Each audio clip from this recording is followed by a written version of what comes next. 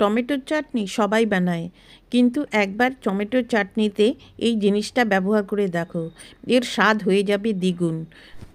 বাইরে 7 দিন মতো আর ফ্রিজে এয়ারটাইট কন্টেনারে করে 1 মাস পর্যন্ত এই চাটনিটা তোমরা রেখে দিতে পারবে।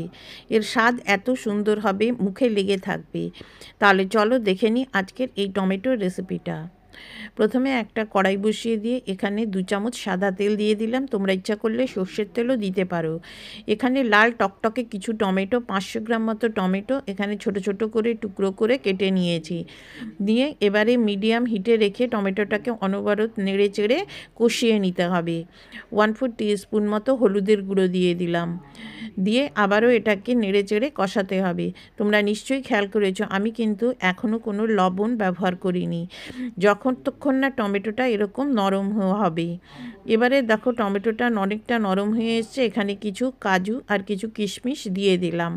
দিয়ে আবারও এটার সাথে কষিয়ে নেব, যাতে কিশমিশের ভেতরে টমেটোর রসটা ঢুকে কিশমিশগুলো বেশ ফুলে ফুলে যায়।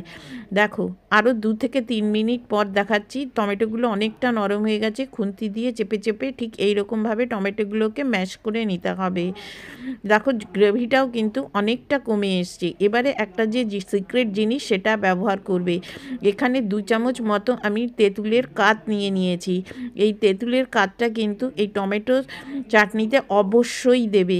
দিলে পরে এর স্বাদ কিন্তু আরও দ্বিগুণ বেড়ে যাবে। টমেটোটা এই সময় অনেকটা মিষ্টি থাকে, এটা দিলে টকটক খেতে হবে। আর দিয়ে দিচ্ছি 1/4 কাপ মতো গুড়। এটা আমি অর্গ্যানিক গুড় ব্যবহার করেছি, চিনির পরিবর্তে গুড়টা দিলাম। তোমরা ইচ্ছা করলে চিনিটাও দিতে পারো। আর দেখো নিয়েছি একটা লেবু পাতা, গন্ধরাজ লেবু পাতা। এটাকে এরকম ছোট ছোট করে কেটে এর ভেতর দিয়ে দিচ্ছি। তোমরা ইচ্ছা করলে লেমন জেস্টও ব্যবহার করতে পারবে, তবে এইটা সবার শেষে দেবে। দিলে পরে এটার গন্ধটা কিন্তু থাকবে। টমেটোর চাটনিতে এরকম একটা লেবুর গন্ধ হলে খেতে কিন্তু দারুণ লাগে। একবার ট্রাই করে দেখতে পারো এই টিপসগুলো। দিয়ে ভালো করে মিশিয়ে নিচ্ছি, নিয়ে আরও 1 থেকে 2 মিনিট মতো এটাকে রান্না করে নেব। সবার শেষে দেখো এখানে আমি স্বাদ অনুযায়ী লবণ দিচ্ছি। লবণটা কিন্তু সবার শেষে দেবে, না হলে টমেটো থেকে জল ছেড়ে যাবে, টমেটোটা কিন্তু কষানো যাবে না।